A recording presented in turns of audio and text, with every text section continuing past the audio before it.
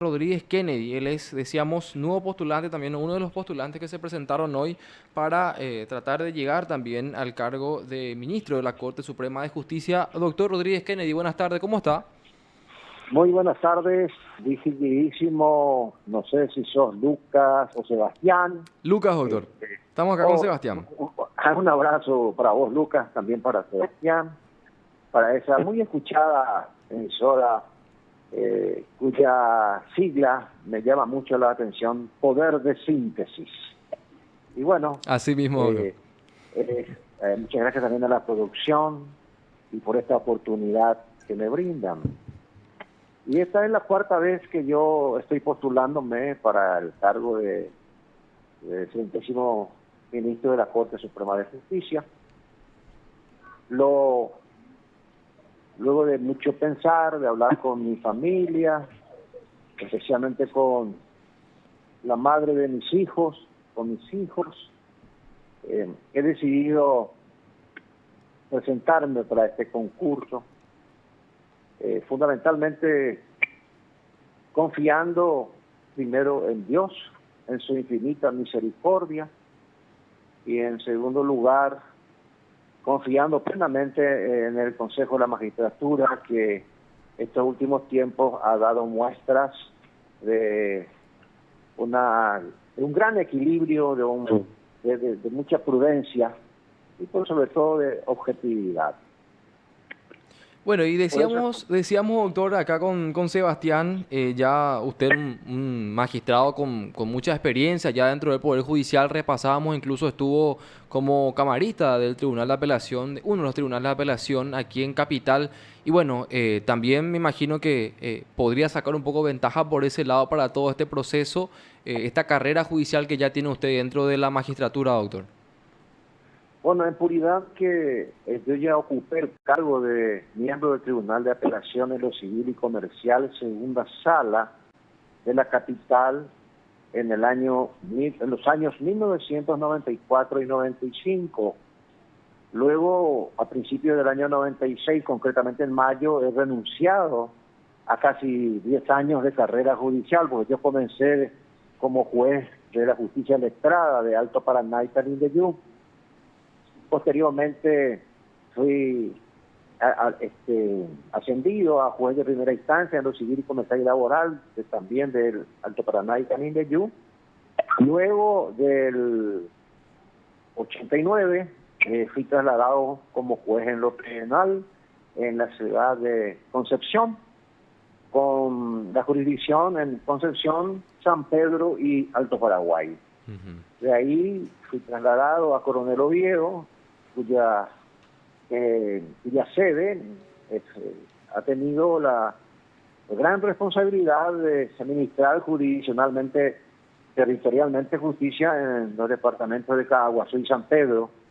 Por último, he venido a la capital a ocupar el cargo de juez de primera instancia en lo civil y comercial, del cuarto turno en lo civil, y después de un lapso, en el 2015 fui designado miembro del Tribunal de Apelación Multifueros y presidente de la circunscripción judicial Multifueros del departamento del presidente Ayes, un departamento amplio, con muchos problemas, especialmente de pobreza, porque ahí están nuestros hermanos originarios, y también están hermanos nuestros, compatriotas nuestros que luchan por un país mejor.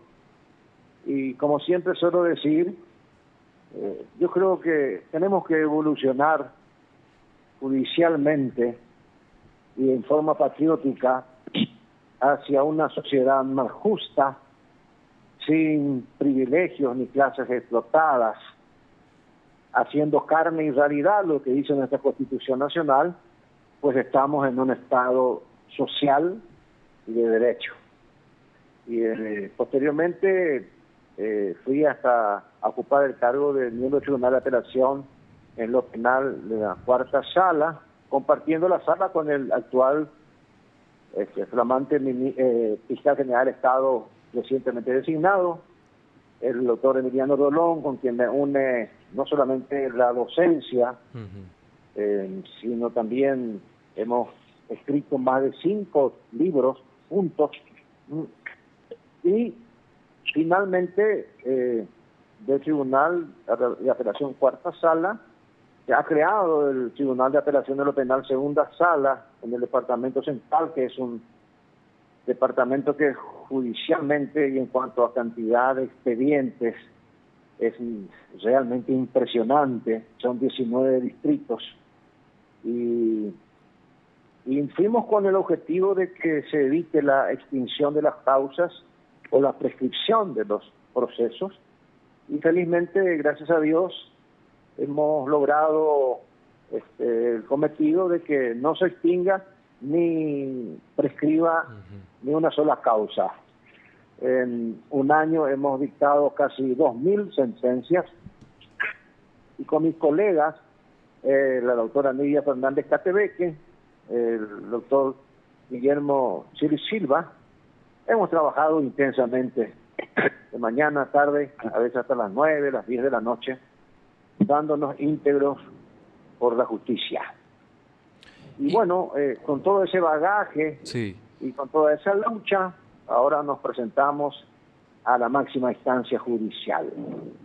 Y queremos una justicia para todos, una justicia que se contemple y que se mire y que se haga carne y realidad en los más necesitados, en las clases medias, en los que más tienen, de tal suerte que se cumpla aquel adagio del maestro Ulpiano de dar a cada uno lo suyo, no dañar a nadie y vivir honestamente, apreciado Lucas. Totalmente, doctor. Y en ese sentido también te queríamos consultar acá desde PDS, ¿cómo es la imagen o la percepción que tenés de lo que es ahora mismo el Poder Judicial, con todas sus luces y sombras? Y por supuesto, ¿cómo ves a la Corte Suprema de Justicia en estos últimos años, doctor? Y bueno, yo quiero hacer una salvedad en principio. Sí.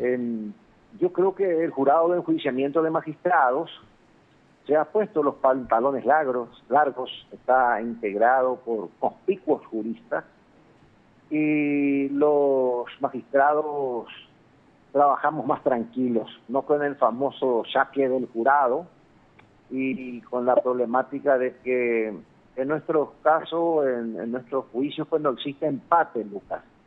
Uno pierde y Claro. otro gana jurídicamente hablando. Y el que ganó dice que somos el mejor juez o los mejores magistrados Totalmente. del planeta. Y el que perdió el pleito dice que somos una manga de sinvergüenza, de corruptos, de coimeros. O sea, estamos entre esa disyuntiva y no se le puede dar gusto a todos. Entonces, la tranquilidad que nos está otorgando el jurado de enjuiciamiento de magistrados a los integrantes del Poder Judicial, de la Corte para abajo, yo creo que es grande. Y lo mismo digo del Consejo de la Magistratura, sin ánimo de fregar a nadie, está haciendo elecciones bastante serias, bastante académicas y yo creo que también objetivamente justas. Y mi percepción es que tenemos que recuperar el señorío de la justicia. Nosotros no tenemos una carrera judicial, apreciado Lucas, que es la que nos va a dar a nosotros la tranquilidad en nuestro trabajo. Y así como el distinguidísimo profesor doctor Alberto Joaquín Martínez Simón, mozo joven brillante, a quien conozco desde hace 15 años porque hemos trabajado juntos en los cursos de maestría y posgrado de la Universidad Nacional, de la Facultad de Derecho. Él está luchando por esa ley antigitana que es sumamente importante y necesaria. Totalmente, doctor. Y yo voy a abocarme por atender fundamentalmente al recurso humano del Poder Judicial. Nosotros tenemos funcionarios que ganan una miseria y el factor humano es esencial en toda institución. Y preocuparnos por ellos, al mismo tiempo tratar de avanzar hacia la sanción de una ley de la carrera judicial y por sobre todo luchar por la estabilidad laboral de todos los funcionarios y magistrados que integramos el Poder Judicial. No hay peor cosa que trabajar en la inseguridad y en la falta de certeza. Entonces, yo creo que en mi percepción no puedo ser juez y parte. Tu pregunta es una pregunta que yo le llamo pelota tatá, porque lo correcto es que nos juzguen lo que no están adentro. Y tenemos luces y sombras, Claro. hay que reconocer. Tenemos errores y también tenemos aciertos. Hay excelentes magistrados que hacen su trabajo, que se sacrifican y que evitan resoluciones fundadas. Pero también habemos magistrados que tenemos que seguir formándonos, capacitándonos. Y esto lo digo, Lucas, con toda humildad. Tengo la gracia y la fortuna de integrar la Fundación Internacional en Ciencias Penales con sede en Madrid, España. Integro también el Consejo de Redacción y Científico de la revista Libertas, que es una revista que es la Fundación Internacional en Ciencias Penales, que nuclea a todos los penalistas del mundo. Se publica en los 5 continentes y en 5 idiomas. Hemos tenido digamos, el beneplácito y la satisfacción de que algunos artículos nuestros se publiquen ahí. Y nuestro presidente de honor es el maestro, doctor, múltiple doctor honoris causa Klaus Roxin, de la Universidad de Hamburgo, el maestro, doctor, múltiple doctor honoris causa Diego Luzón Peña, el extinto recientemente Santiago Mir Puy, y estamos con otros docentes de enjundia integrando ese consejo. Y a mí me toca, sin ufanarme, lo digo con toda humildad, ser el único paraguayo que integra esa fundación y ese consejo internacional de redacción, que me dio la oportunidad de participar en seminarios en la Pompeu Fabra de Madrid, el segundo seminario en Bogotá, Colombia, en donde he desarrollado un tema que causó, digamos, sorpresa y también al mismo tiempo satisfacción, porque hablé del estado de necesidad justificante en los delitos que violan los intereses difusos y colectivos. Y en ese momento, fue en el año 2017, en la Universidad del Rosario de Bogotá, la más antigua de Latinoamérica, había sido que los colombianos tenían el problema del río Cali. Se instaló una empresa petrolera y lamentablemente en el río Cali desechaban por así decir, sus residuos, y que vino a manchar, a infectar ese río tan emblemático para los colombianos. Y bueno, nosotros hemos hecho una ponencia de que hay que defender los intereses difusos y colectivos. Claro. Y que todo ciudadano afectado, o grupo de ciudadanos inclusive, pueden echar mano a la defensa por la vía del amparo constitucional, la defensa de los intereses difusos y colectivos, a fin de que se eviten daños que hoy día estamos sufriendo en carne propia. Daños al medio ambiente, Lucas. Estamos con arroyos contaminados, nuestro tan sutil y amado lago del Pacaraí dejó de ser un lago de admiración mundial para convertirse en un centro de contaminación. Y el tema ambiental, incluso, doctor, que se tendría que tal vez realizar un trabajo en conjunto también con la Fiscalía, ¿verdad? Porque vemos muchas veces que los casos ambientales, al menos en las estadísticas, no reflejan tal vez lo que uno ve todos los días, ¿verdad? Es así, es fundamental el trabajo coordinado, sinérgico, respetuoso, porque el Ministerio Público es una parte esencial en el proceso penal. Y de acuerdo a nuestro código ritual penal, el Ministerio Público es titular por la Constitución, artículo 268, de la acción pública, de la acción penal pública. el querellante adhesivo es meramente, por así decir, totalmente dependiente de lo que el fiscal realice. Y el problema, yo creo que hay que ver el bosque y no el árbol, porque en nuestro Código Penal y la ley 716/95 que castiga y reprime los hechos punibles contra el medio ambiente, exponen o sancionan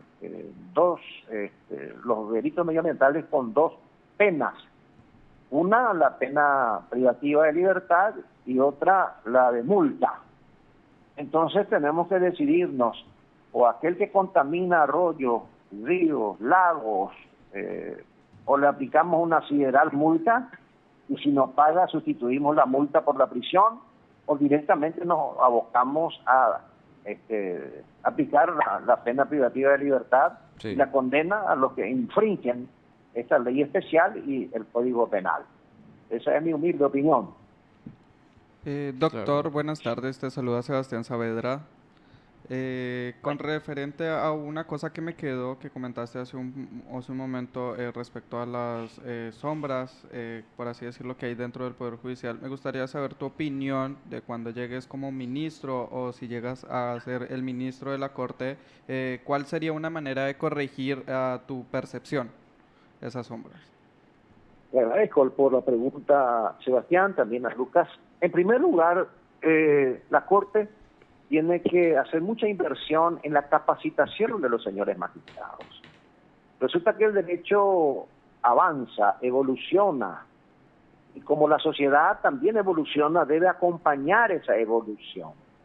Reitero, yo pienso y soy un convencido que en un Estado social y de derecho debemos evolucionar hacia una sociedad más justa, sin privilegios ni clases explotadas, en donde la justicia sea para todos, no selectiva para unos cuantos, y como decía Martín Fierro, la justicia es como la telaraña donde pasan los bichos grandes y quedan los bichos chicos. No sé si me entendés, Sebastián. Sí, claro. La capacitación de los miembros del Poder Judicial, de los magistrados, es fundamental. En ese aspecto yo rescato la permanente capacitación que está realizando la Defensoría Pública. Hay defensores realmente con alto conocimiento y valió la pena esa inversión. Entonces hay que invertir en la capacitación de los magistrados. Ahora he visto que hubo un estímulo en cuanto a la remuneración, porque hay que reconocer de que el magistrado judicial trabaja de manera incansable de lunes a lunes, porque los que quedan, por ejemplo, de turno los sábados y domingos en la atención permanente también lo hacen a veces hasta la medianoche o pasada la medianoche. Entonces, el magistrado que es bien remunerado, primero va a cuidarse para coimear y sinvergüencear, y segundo va a mezquinar su cargo. Por eso es que siempre hemos insistido en las otras presentaciones que hicimos para la Corte, en la necesidad perentoria e impostergable de atender esa parte humana del magistrado y de los funcionarios con más razón, porque ellos están en la trinchera y un funcionario puede hacer que un expediente se extinga, se extravíe, etcétera, etcétera. Y en ese menester también los colegas abogados, yo ejercí la profesión durante casi 5 años y sé que tenemos excelentes profesionales, pero así también hay profesionales que gozan cuando le meten, entre comillas, un gol al juez o al fiscal. Y yo creo que eso no está bien. El ejercicio del derecho tiene que ser de buena fe, y justamente en todos los códigos, tanto el Código Procesal Civil como el Código Procesal Penal, el mismo laboral y todo de la niñez, castiga y sanciona el ejercicio abusivo del derecho y la actuación de mala fe de los litigantes. Por eso que nosotros queremos abocarnos en atender esa cuestión. Y reitero que ojalá que el Congreso Nacional estudie y sancione esa ley que se llama antichicana, porque nosotros tenemos acordadas que rigen esa cuestión. La 209 de 2011, Sí. la ley 1961 del 2015, que fue modificada últimamente en el año 2021 por la acordada 1597, en donde se le obliga al magistrado a aplicar sanciones al litigante de mala fe, al que abusa con los incidentes, Sí. recursos, recusaciones. Entonces eso hay que ir eliminando, porque por eso muchos expedientes llegan a la extinción o a la misma prescripción. Esa es la Doctor, realidad. y justamente sobre ese tema también te quería consultar porque muchos abogados, por ejemplo, Sí, critican en un sentido también que los casos, por ejemplo, se extingan o prescriban debido a la mora judicial y no solamente a la cuestión de recursos dilatorios, que obviamente es algo que existe y se plantean y en muchos casos también llevan o terminan en el OPAREI, como se dice, debido a que se plantean ese tipo de recursos. Y entonces te consulto, doctor, en caso de que llegues a la corte, por ejemplo, ¿cómo podrías trabajar para disminuir esa mora judicial de la cual se habla?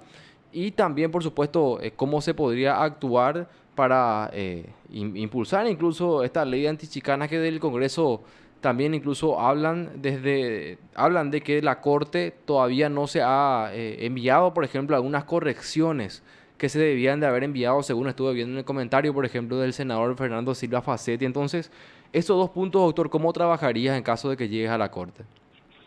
gracias por tu pregunta muy auspiciosa. Absolutamente es cierto lo que manifestás. Por eso hablé de luces y sombras, Sí. hablé de lo blanco y lo negro.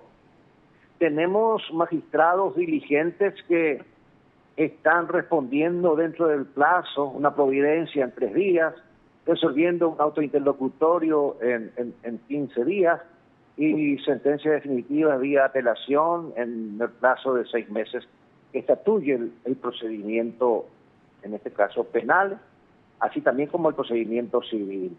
Pero tenemos colegas magistrados que no van a su despacho, que abandonan su despacho.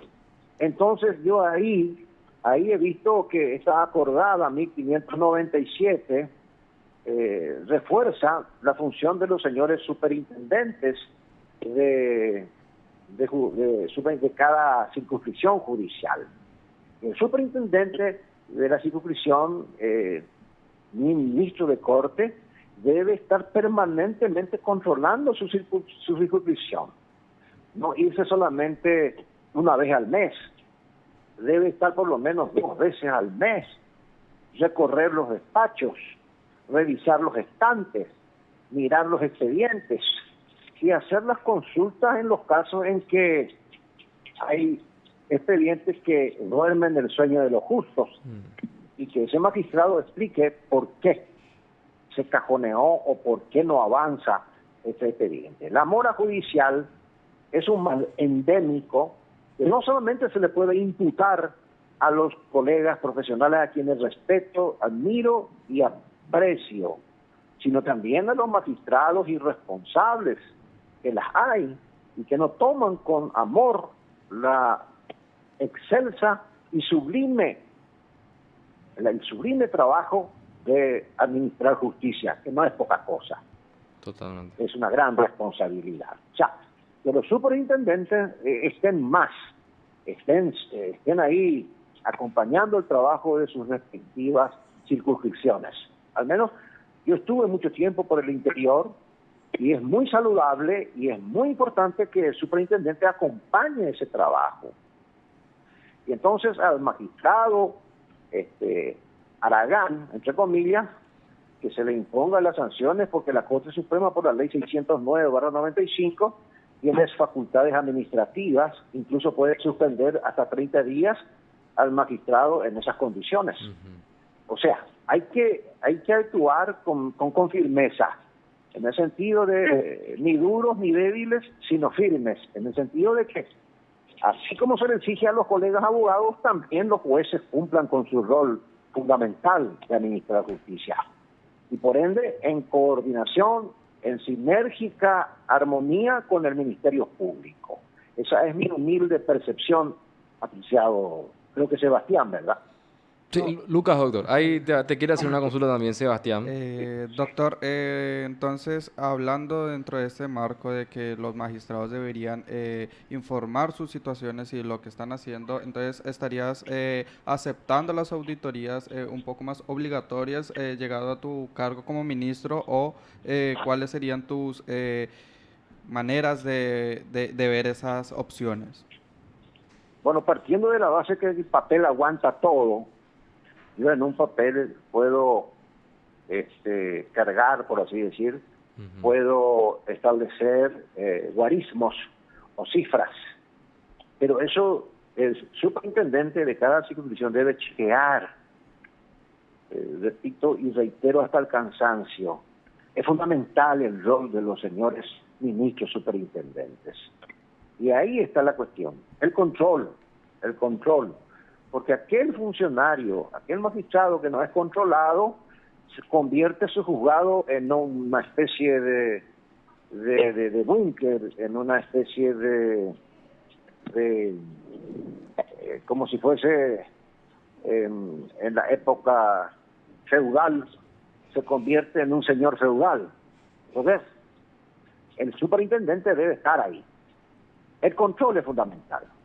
Amén de los informes cuatrimestrales que nosotros elevamos todos los juzgados y todos los tribunales a la excelentísima Corte Suprema de Justicia, es esencial, vital, la presencia del superintendente con los magistrados que van a explicar y hablar de los problemas. Y a veces no nos gusta escuchar problemas, Sebastián, pero hay que ponerle pecho a la cuestión. La política de la avestruz debe desaparecer, meter la cabeza bajo la tierra para no escuchar problemas.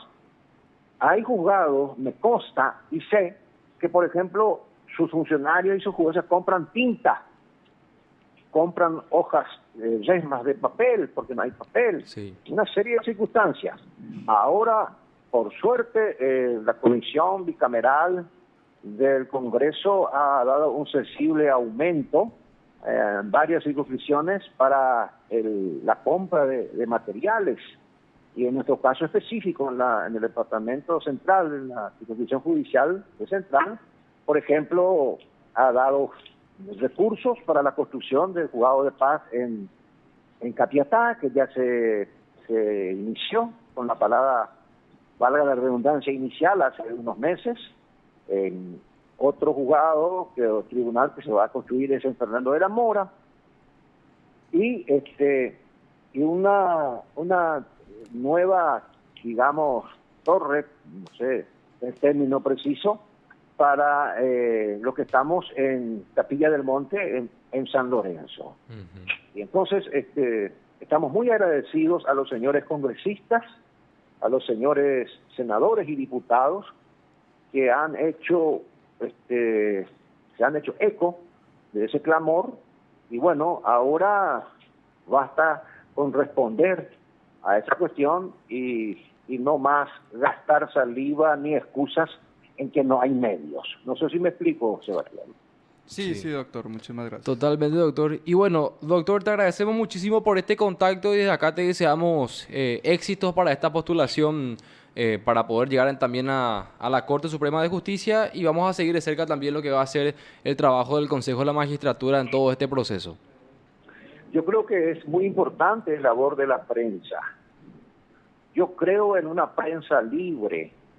Yo creo en una prensa que esté protegida porque forma parte del tejido social. Y con periodistas libres, con periodistas serios, objetivos, nosotros también vamos a poder avanzar en este proceso democrático que tanto sudor y lágrimas ha costado a nuestro país. Entonces, reitero, mirar un poco el aspecto social. Ahí están nuestros hermanos indígenas. En el Chaco hay 13 etnias y no están asistidos. No se respeta sus reglas y leyes originarias. Nosotros, estando en Presidente Ayes, por ejemplo, en los delitos, hemos dispuesto que el autor guarde reclusión en su etnia, a cargo y responsabilidad del cacique. a cargo del que está al frente de la etnia. Y en la región occidental tenemos 7 etnias. Están completamente abandonados. Y la Constitución Nacional consagra el respeto al derecho de los hermanos de los pueblos originarios. Es más, está en el artículo 68, si la memoria no me falla. Incluso hay una ley 904/81 que crea el INDI, y en el artículo 6, si la memoria no me falla, se establece que las condenas, los hermanos indígenas o originarios, los pueblos, pueden cumplir en su hábitat, en su etnia, porque ocurre un raro fenómeno, y esto quiero aportar como un dato por lo que me pasó en el Chaco. Las etnias entre sí no es que se lleven demasiado bien.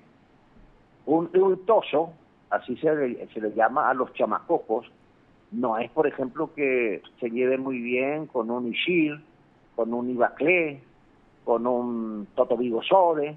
Entonces, todos esos aspectos hay que tener en cuenta.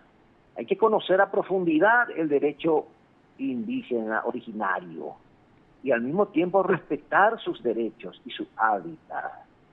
Yo no entiendo cómo en asentamientos de hermanos originarios de indígenas se van a estar distribuyendo títulos, siendo que la propia Constitución dice que la propiedad utilizada, el hábitat de los hermanos originarios, no pueden ser objetos de arrendamiento, compraventa, prescripción, y está muy protegido constitucionalmente hablando, pero eso a veces no se cumple. El otro tema es que también tenemos hermanos, compatriotas, que se transcribe y se trasunta, por ejemplo, en el problema en aumento, que es la violencia intrafamiliar. La mayoría de los casos son o incumplimiento del deber alimentario y la violencia intrafamiliar, que termina en feminicidio. Entonces, la justicia debe asistir inmediatamente a la mujer golpeada, a la mujer que sea maltratada física o psicológicamente. En ese aspecto yo voy a luchar a brazo partido por estas cuestiones, y que la justicia no sea meramente de nombres y llegue tarde, porque la justicia que llega tarde no es justicia. Yo les agradezco por esta oportunidad, y siempre fui del criterio de menos Estado y más sociedad. Hay que mirar a la sociedad. El derecho penal avanza, y avanza en la medida que las sociedades cambian, porque las sociedades no periquitan, sino por el contrario, va avanzando, va cambiando. Por eso lo que ayer, por ejemplo, era delito, hoy ya no lo es. Sí. Y no sabemos mañana qué hechos pueden ser considerados delitos. De ahí entonces que esa mirada hacia lo social, esa mirada hacia el pueblo, yo siempre suelo decir de que quienes pagan nuestros salarios son los integrantes, el pueblo todo. Entonces nosotros nos debemos al pueblo. Somos jueces por, para y del pueblo. Quizás esta expresión mía caiga un poco, no sé, sorprendente o rara, pero yo soy un convencidísimo de que la Constitución Nacional claramente nos marca el rumbo: Estado social de derecho. O sea, menos Estado y más sociedad. Esa es mi humilde percepción, estimadísimo. Doctor, muchísimas gracias por el contacto y te deseamos, te reitero, el mayor de los éxitos para este proceso. Es muy amable, doctor. Muchísimas gracias, y que Dios le bendiga a todos ustedes y siga con este hermoso programa. Gracias a la productora también, y siempre a las órdenes. Una prensa libre, una prensa que denuncie los hechos, esa prensa tiene que ser protegida, como también el ciudadano. Porque el gran Enrico Ferri, en su obra Sociología Criminal, decía: hay que proteger al individuo que transita por el cordón de la legalidad para que no caiga en la calzada del delito. En eso estamos. Tal cual, Un doctor. fuerte abrazo para ustedes. Abrazo Muchas grande, gracias. doctor. Muchas gracias. Abrazo, hasta luego, doctor. Bueno, así estábamos en conversación con el doctor Oscar Rodríguez Kennedy. Nos hablaba